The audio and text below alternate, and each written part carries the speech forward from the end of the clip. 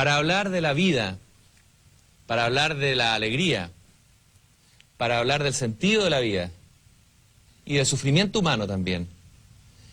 Estamos con, ¿cómo llamarlo? Un revolucionario, un nuevo revolucionario. Ya no es el arquetipo del revolucionario que tomó las armas o que estuvo en las calles armando barricadas para cambiar el mundo. Es alguien que a través del humor, a través del juego y del amor ha hecho una vida muy consecuente. Está conmigo Patch Adams, a quien le doy la bienvenida aquí a Chile y a la belleza de pensar. Patch, mi primera pregunta es, León Tolstoy dice que la vida no es un valle de lágrimas, pero tampoco un lugar de diversión. ¿Qué piensa usted de esa afirmación de Tolstoy? I think behind it that he might be saying that life is a choice of interpretation.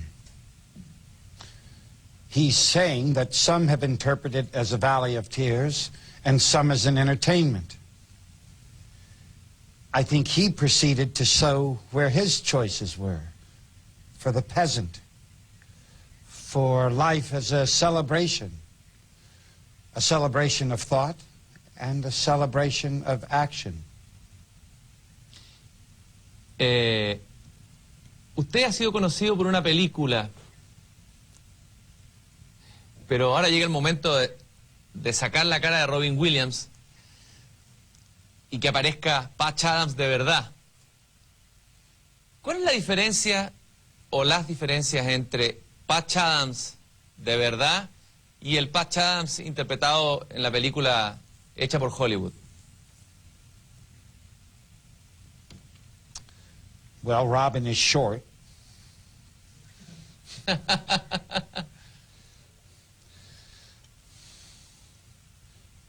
The period of time taken in the movie was when I was in medical school, 1967 to 1971. The United States was in the throes of revolution, a revolution against the Vietnam War and a revolution against racism in the civil rights movement. I was rabid in both of them. And the movie makes me look like the funny doctor. Humor, love, outside of a context of social change, are entertainments. Mm-hmm. So the movie made me an entertainment when I want to use love and humor, that people will stand up for love and humor and put on the shelf the love of money and power over. I think it symbolically can be shown in the different lives that Robin and I live. And I'd like to preface this to say Robin is a beautiful man. I lived in his home. Mm-hmm. I always saw him kind and gracious. I never saw him act like he was rich and famous. However, he made $21 million Yeah. for 4 months of pretending to be me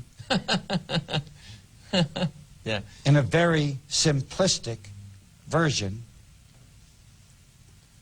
and did not give $10 to my free hospital. Patch Adams, the person, would have, if I had Robin's money, given all $21 million to a free hospital in a country where 80 million people cannot get care. Quisiera que me contara, para mucha gente que no conoce la historia, ¿cuál fue esa utopía, ese sueño de ese hospital que usted inventó? It's wonderful to be on a show that says thinking is beautiful, because I come from a country that isn't sure what the word thinking means. When I entered medical school, I entered it with the idea to use medicine as a vehicle for social change. I already knew that our society was collapsing under a love of money and power, not only in what it does to its own people, but to people in every country of the world. So my idea, because I was a good student, I knew I would have a lot of free time. I studied the history of healthcare delivery, not only currently, but throughout history and all over the world. And the idea was to create a medical model that would address every single problem of the way care is delivered. I would suggest this is out of the healthy history of science. Here is something a society needs, health care. And it is our job to give this health care to address the needs of the people. And so every single thing that my studies gave to me then created a model where we didn't charge money, where we had nothing to do with medical insurance, where we had nothing to do with malpractice insurance. These are heretical ideas for the United States, where we were the only hospital to mix all of the healing arts, where initial interviews with patients, instead of being very quick, completely meaningless explorations of this patient, we made 3 to 4 hour initial interviews to deal with the issue of burnout and to make the context of medicine fun. We made the first silly hospital in history. And most important for the patient, we realized in doing these long interviews what people from Tolstoy's time to the present have been writing about all over the world, and that is our adult humanity is most unhealthy by their giving up a love of life, a vitality, and a sense of privilege and gratitude for being alive, whatever their social position. So I found rich patient and poor patient, educated and uneducated patient, that whatever their X-ray or their laboratory showed, I saw 95% of our adult population having no idea what the love of life is about. So what did it matter if I cut out a tumor or corrected a blood pressure if their life still sucked? I thought I did nothing. 10 more years of a miserable life, am I to be applauded or cursed? And so from our very beginning, we wanted to mix medicine with real life by making our hospital a communal hospital. In a way, their disease was a trick to get them in a setting that we call a hospital that is in truth a university for human culture. So we mixed medicine with performing arts and crafts, agriculture, nature, education, recreation, social service.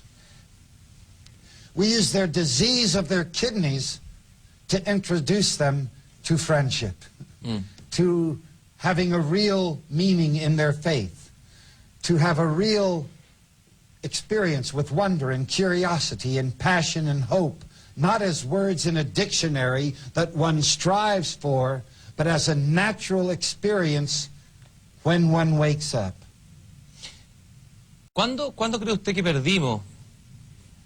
El ser humano perdió, y nuestra civilización perdió el camino. ¿Cuándo traicionamos el amor? ¿De dónde viene el origen de estos males, esta idea de medicina, esta idea de sociedad, digamos? It's a great question. And it's a question that whoever cares for humanity, and I'd like to declare at the front that my revolution is a revolution of care, clearly. One of the first things I started to study in my youth was primates. There are 5 great apes, and only one of them lives alone. The rest of us live in groups. The group comes first. We care first for the group. Intellectually, philosophically, the idea of the individual is very new to human history. It's no more than 200 years old, the idea that we are an individual, that a child should be specially cared for. These are new ideas.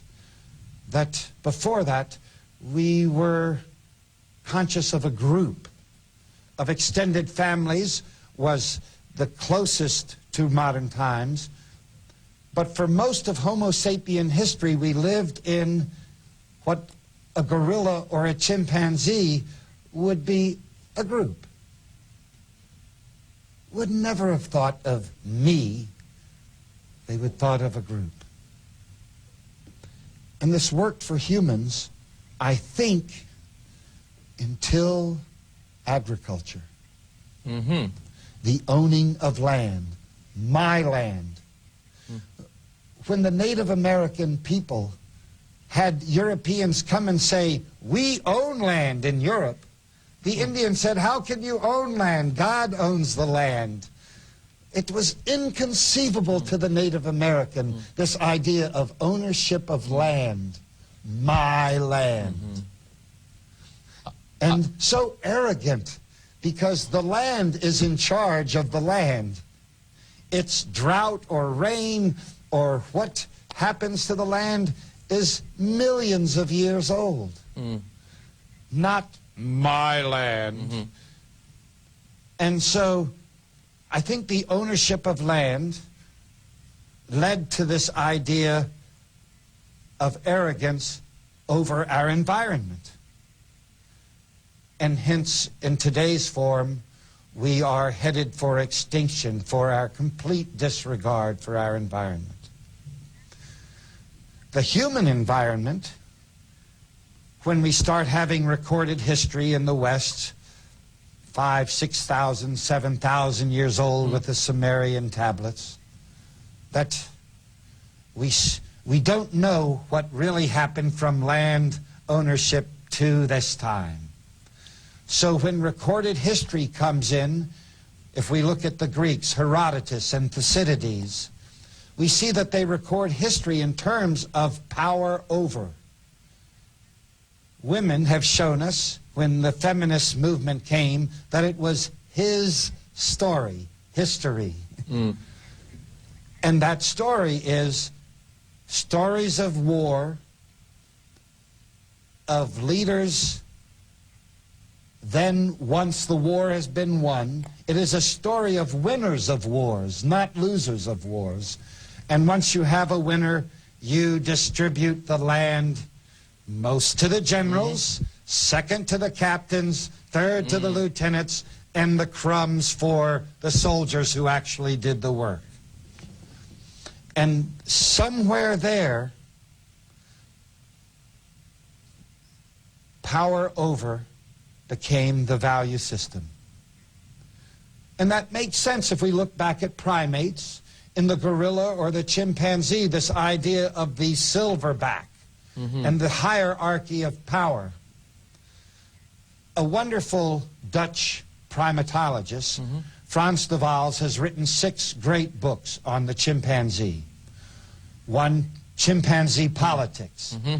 The most interesting one is Peacemaking Among Primates, and saying, yes, chimpanzees fight in a hierarchy, but they always make up within a half an hour. As men lean towards the sword of power. And so we have machismo being the torch of power, and tenderness being the torch of of love. And in power, you must only think of me in order to kill. Because you cannot be thinking of us and kill us. So it made sense to follow power by saying me. Because the mother says you. Usted ayer en un encuentro con los jóvenes, jóvenes chilenos muy impresionantes, usted les dijo a ellos, ustedes quizás van a ser la última generación sobre la Tierra, y les dijo que usted había investigado sobre esto. Me gustaría que me explicara ese diagnóstico tan apocalíptico. ¿De dónde tiene sus bases? I would actually move it away from this idea of apocalyptic. Because so often this word is felt to be a philosophical apocalypse. I want to tell you I am reporting medical information. I'm not actually calling it an apocalypse. To give the metaphor in medicine, in the 40s and 50s, doctors found out if you have a strep throat and don't take penicillin, you can get rheumatic heart disease. It was the #1 heart disease in the world at this time from a strep throat. When doctors discovered if I give penicillin,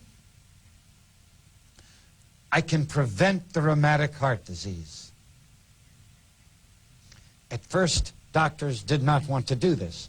They said, how can a little sore throat, I had one last week, how can this cause permanent damage in the heart? But the connection was clear. The doctor's report was then to convince the patient and say, you have a strep throat, you need to take the penicillin. It is in that position that I want to talk about our extinction. Because it is not a philosophical conclusion. It comes from a scientific assessment of many factors. With rheumatic heart disease, we can have one factor, a strep throat. With extinction, we must look at many systems. The most fragile and the one most affected by our arrogance has to do with our environment.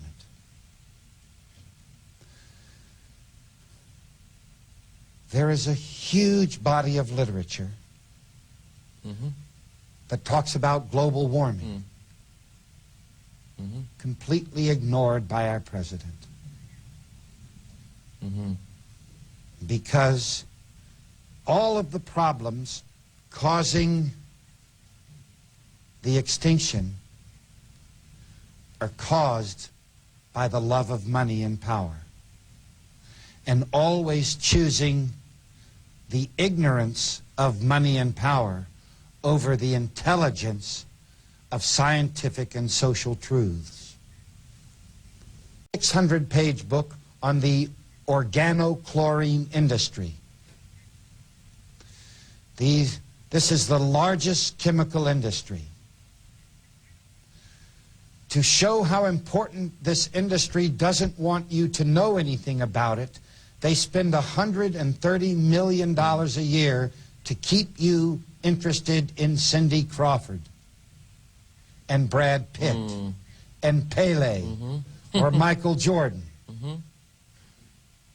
Because if you found out about that industry, let's hear facts that are available for all of us. 40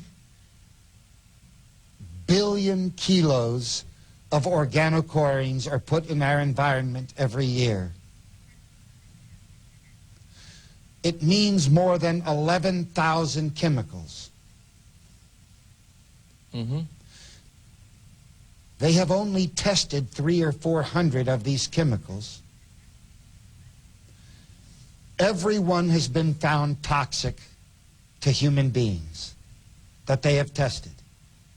And they didn't test all 11,000. And that's just our environmental systems, isn't it? Let's go to our social systems, because I want to answer your question, because there isn't a second question than addressing our extinction. Let's take our social system. Last night at the university, I read one of your famous doctors, Enrique Accorsi, a list of things I asked him. I said, Enrico, tell me about the state of the health of the Chilean people. He would know. He would not want to exaggerate. He is a caring physician. We became friends on my last visit. He took me to Neruda because of our mutual love. On this list, may I get some of these ideas? Pero claro, of course. Here is his list to show you I am not making it up in Spanish.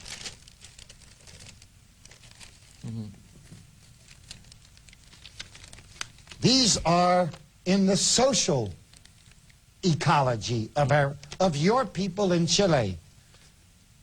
How he divides the population into 5 different segments of the 20% that are poorest, the 20% that are richest, and in between. De todas estas cifras, ¿cuál es la que le impresiona a usted más de la situación de Chile como médico, de nuestra Of all enfermedad? of these things, ¿Cuál es la más grave? The one that tells us that we will be extinct the most, your men beat your women. The world champions in domestic violence. And I want to look in the camera and tell these stupid men of Chile, you beat your women and you kill your future. You can beat each other, but when you beat your women, first of all, you show your cowardice because you know you can beat her up. And you need, because of how small you feel, to do this. You cannot beat your women. You are also world champions in beating and mistreating your children. Where is there a future? But let me tell you, in my condemnation of your beating your women, there is something greater beating you. Because you would not beat your women if you could end the difference between your rich and poor.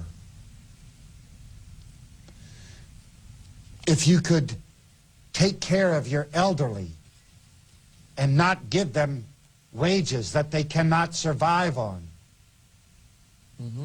If you who had money saw it not as a way to have fancy vacations and BMWs, but to care for your poor, your women and your children. If care were the revolution, then you would not have to feel so small and so damaged and so humiliated by your unemployment and how unvalued you as a man are by your political and economic systems. You would not beat your women. Ahora, Patch, one question, una pregunta sobre esto. Claramente el diagnóstico de la situación del mundo y dentro la nuestra Chile como país es negativa. Ahora, hay que cambiar, hay que cambiar. Durante este siglo se ha tratado de hacer muchos cambios y muchas revoluciones. Hasta la palabra revolución ha ido perdiendo fuerza por las sucesivas decepciones, porque todas han fracasado en el intento de cambiar el sistema. ¿Cuál es la diferencia entre esta propuesta revolucionaria suya con la cantidad de propuestas revolucionarias que han habido en la historia humana? Well, let me challenge you. In the macho, revolutions, they have been revolutions around money and power. The communist revolution wasn't a communist revolution. It was money and power, meaning men, once again, and this has been true of these revolutions. They have been men revolutions. And the problem with men revolutions is that they like money and power. All right, let me tell you of some other revolutions that have happened that you did not include in your revolutions that are doing very well. Walt Whitman was a revolution in poetry. David Thoreau también, es Thoreau. Yes. But let's talk about Walt Whitman because we can relate it to a great Chilean poet, Neruda. Walt Whitman's poetry, not only in its form, but its content, was a poetry of revolution, influencing poetry all over the world and influencing people like me who believed, as Walt Whitman and Neruda both did, that the people are beautiful, that life is beautiful. Rich, poor, it's all beautiful. You can love all people. Walt Whitman has poems. I love the farmer. I love the mechanic. I love the carpenter. I love the priest. I love the beggar. I love the drunk. He has poems that say those words. And that revolution has been carried to the present. You're carrying it on your table here with a book of Neruda's poetry. So that revolution in poetry, all right? There have been revolutions in music. You know, Beethoven was a revolution in music as a romantic and gave possibility in music that will live as long as humans live. And that revolution is touching people today. Last night, we heard a man say, "What makes you alive?" And he said, Bach. Bach was a happy man, happy family man. And his revolution is making me powerful for the revolution of care. If we had love, if we had a revolution of care, it wouldn't matter whether you were a democracy, a socialist, or a communist, because in care, all are cared for. They're all cared for, whether it's the people in democracy or people in socialism. The problem is, simplistically stated, men have always done the money and power, and the women have always done the work of love. With a few men being inspired by the revolutions of care, Christ and Buddha, and Walt Whitman and Neruda. But the real carrier of love and humanity throughout history has been our mothers. It was for me and for all people that the real revolution in love have been mothers, but as we see in Chile, men beat their women. Hermann Hesse hablaba de la madre universal. Yes. Usted lo que me gusta de lo que usted plantea, que no es una teoría que salió en un escritorio, porque hay mucha gente que ha inventado teorías y revoluciones en su escritorio. Usted ha hecho una revolución. Por eso que sus palabras tienen autoridad. Me gustaría que me contara cómo usted de alguna manera ha revolucionado la medicina. Usted hizo ahí una revolución, una pequeña gran revolución. ¿Qué es lo central de esa pequeña gran revolución que usted hizo en la medicina? Y que nos puede servir como modelo para otras revoluciones que se pueden hacer en otros ámbitos. The revolution I have wanted in medicine is still in its infancy. Ujú. But where a nonviolent, think mother, think love, compassion, and generosity, if we refuse to accept the sword of money and power and men who beat women, Ujú. what are our tools for our revolution? Ideas and actions. Sometimes you have to take a very simple or superficial step to try to make the big revolution Ujú. happen. Like a wedge. To split a big log Ujú. will happen from the fat part of the wedge. But the fat part of the wedge could never do it unless the tiny, tiny, tiny, very sharp part of the wedge makes the first cut and makes the way for what will really crack this great piece of wood. The crack never breaks the wood. It is there to introduce the possibility of the fat part that will. So let's take the movie. If you see the movie and don't know Patch Adams, you think Patch Adams is the doctor of laughter. Ujú. Yes. All right. That is the sharp part of my wedge. Right? And it was also all of my life the sharp part of the wedge.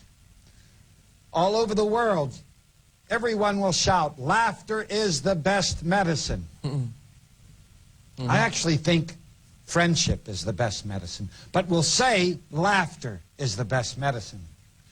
So, a good revolutionary of love and compassion and generosity would say, oh, that's my sword.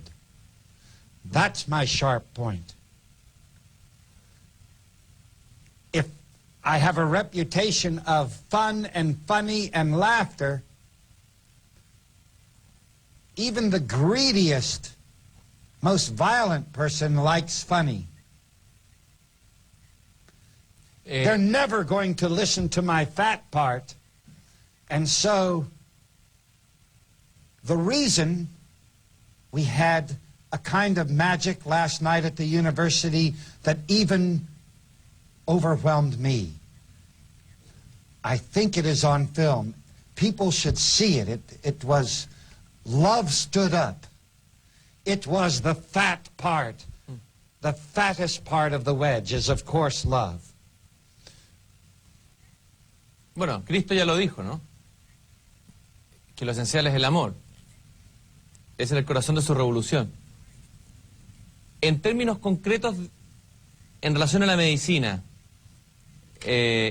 ¿cómo me gustaría contar a lo mejor un caso concreto, o uno o dos casos, donde se muestra que esta nueva manera de hacer medicina a través de la risa y del amor produce cambios más importantes o tan importantes como los que producen los remedios o las operaciones? ¿Cómo llegó usted a esa conclusión y cómo vio eso empíricamente? Well, first, again, I must correct the language we are using. It's not new. It is only this dominant culture loving money and power who's completely ignorant of love and humor and compassion that thinks it is new. Whatever I have done in medicine was done to me by my mother. She was a school teacher who loved me and was fun. So it had nothing to do with new. It had to do with feminine power. I am nothing as a man except as my mother made me. That has to be heard. It has to be heard. We have to stop hitting and hurting women and children. We have to. There's no hope without it. So, all I did, when I was in medical school, there were no women in medicine. Men had power to prevent women from going into medicine, so I had to be a fake woman.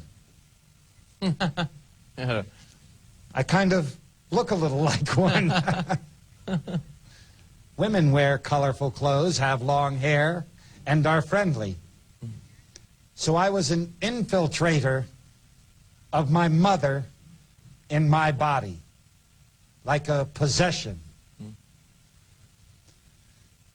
Because what my mother did, and maybe your mother did, Yes. was that she made me.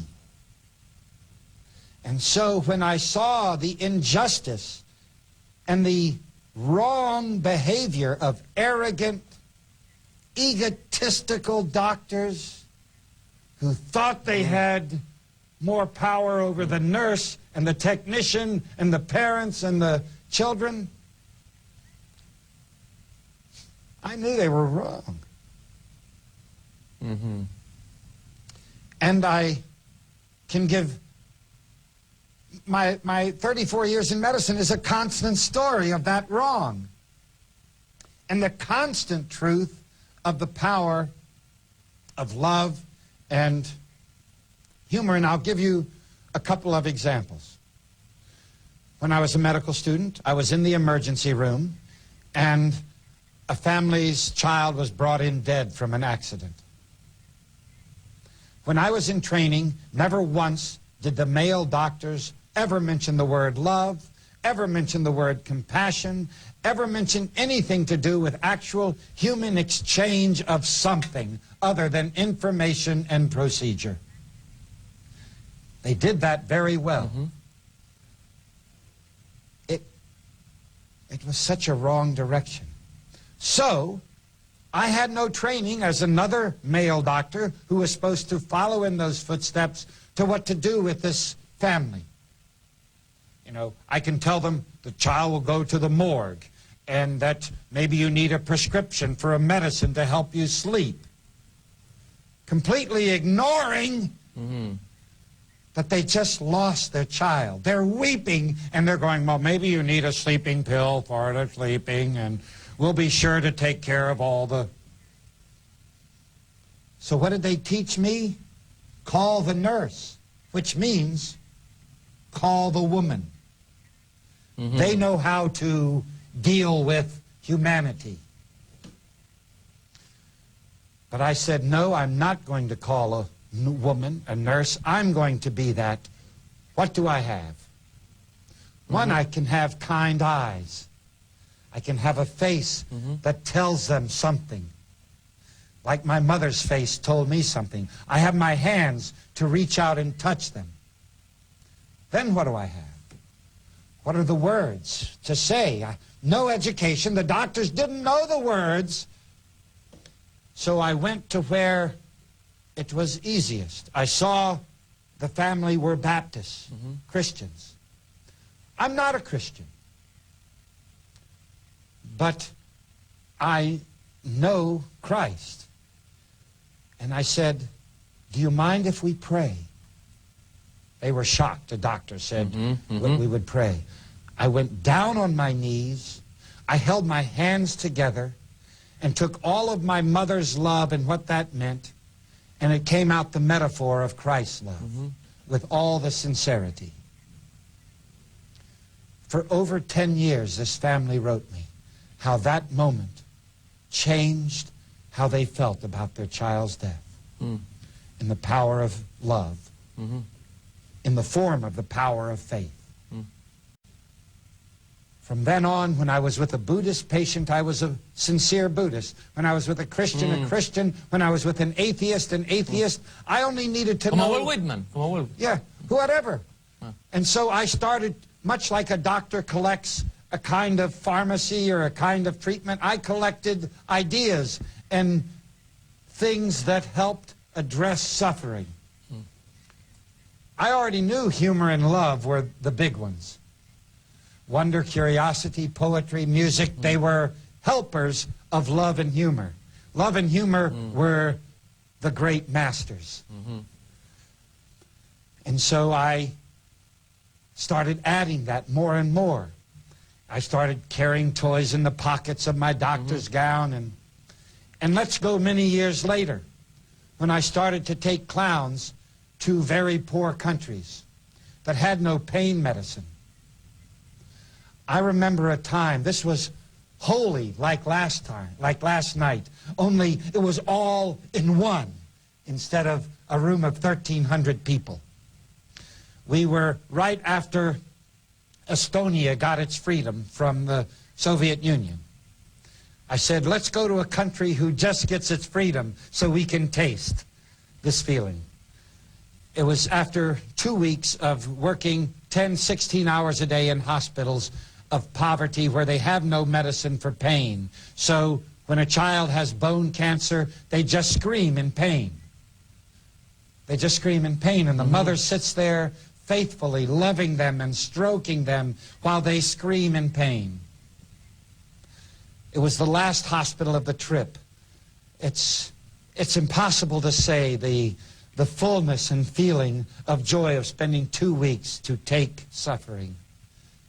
Well, I went into the hospital.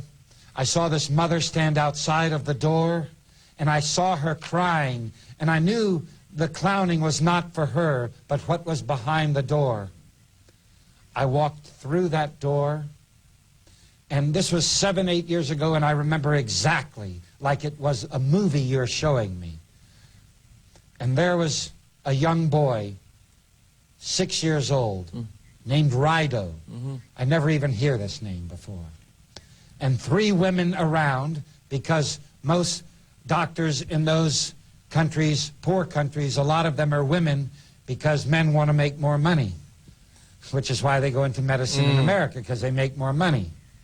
Claro. So 3 women were around his table. This was a burn hospital. He had 80% of his body burned. The tiny little face had no burns, and everything down to his knees was 3rd-degree burns. If you haven't seen what that looks like, you cannot look at it. Your eyes are not prepared. I'm a doctor. I could see that he was covered everywhere, ears burnt off, horror, except for this beautiful, unburned little part of his face. He was screaming, blood-curdling screams, which is why his mother outside the door wept like Mary wept. It's so hard for a parent to see a child weep so. And they were getting ready to change the bandages, and if you're to live through this kind of burn, you must change the bandages, frequently clean it, because infection will kill you, because your skin is your protection. An hour and a half it would take, and we just went in at the beginning. So I knew that they were ready for an hour and a half of the worst possible screaming. But these women, they were focused. They were not...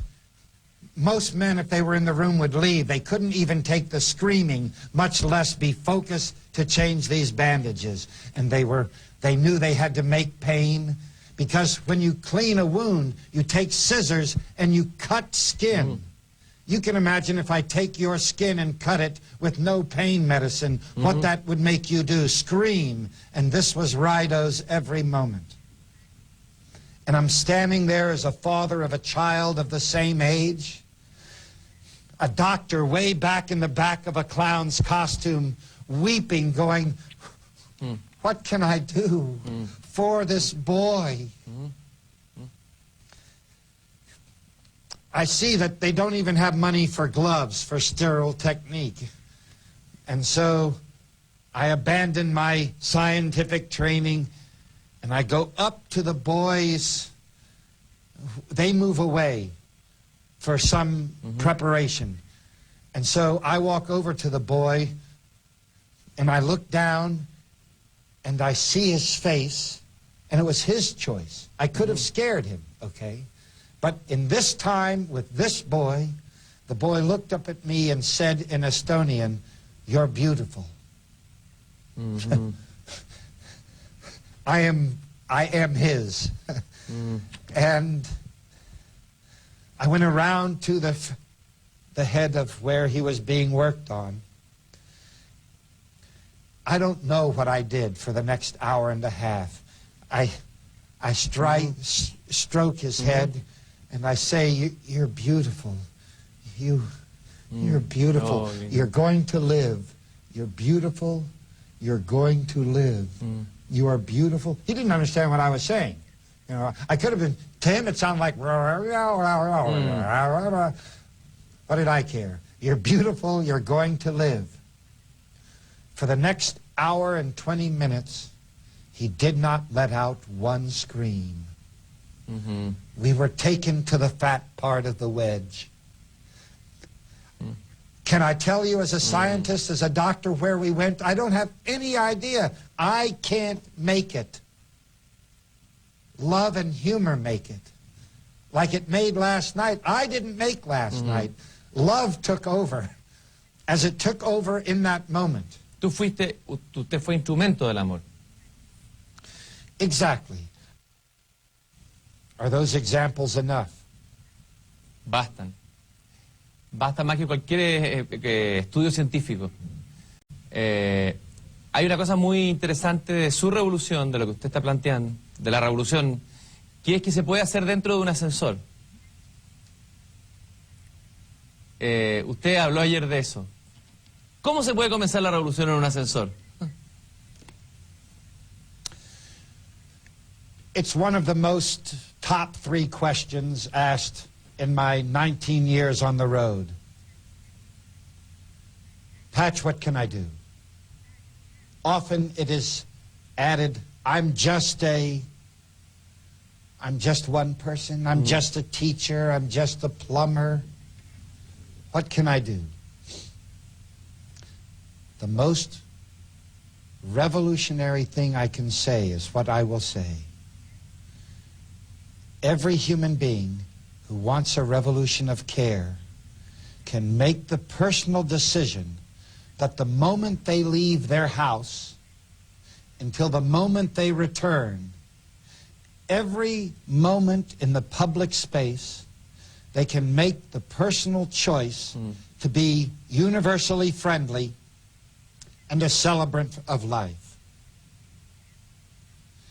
In those 2 gestures that are free, they take no intelligence, they take no personal training, they take no money. And the reason it's harder than anything else is that you must step out of me and my hard life, me and my aging, me and my cancer, me and my lost love, me and I'm too short, me and I'm not good enough on the violin, me and the coffee I spilled on the shirt, and all of that me is placed on a shelf for you. For you, the citizen. For you, the woman who was beaten last night by her husband, but you don't know because she's on the elevator. Maybe you see a black eye. For you, the businessman standing on the elevator with a briefcase who thought he had a secure job but was just told that the corporation in the United States cut his job here in Chile. For you, the poor person on the elevator who went to the social service office to say, I've got 4 children, how can you give me just $200 a month? Whatever. See, you don't know who those people are in the elevator. You don't know if they won the Olympic medal or they just lost their job, because none of them will have the courage to say on the little sign, I need your love in this moment. I need your humor. I need your celebration of life. They're not going to be courageous enough in a world that loves money and power to be so vulnerable. So you have to say, I'm going to take a chance. If you take a chance. If you say in every public moment, I will be universally friendly and a celebrant of life, you are Christ. Mm-hmm. You are Marx and Engels. You are more Mary. My favorite painting is by Leonardo da Vinci. It is his Madonna of the Rocks. Ah, es bello. Oh, it's beautiful. Sublime. Every time I go to London in the National Gallery, I go and sit in the National Gallery for 2 hours, I like to, and watch this look of the mother. Oh, and Mary is not Jesus' mother. She is every mother, the universal mother. She is the simple gesture. The door opens on the elevator, and with your eyes sparkling and a smile on your face, because that's what happens. When the door opens in the elevator, that's really what happens when you open the door and leave your house. The world is the big elevator, and the person standing next to you has injury. Tiene herida. And you are the mother. You are the Christ, the Buddha, the Neruda, the Walt Whitman.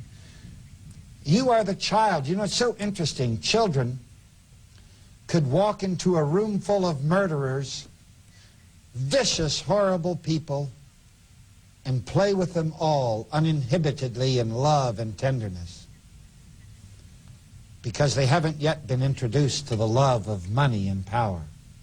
En el poder del dinero.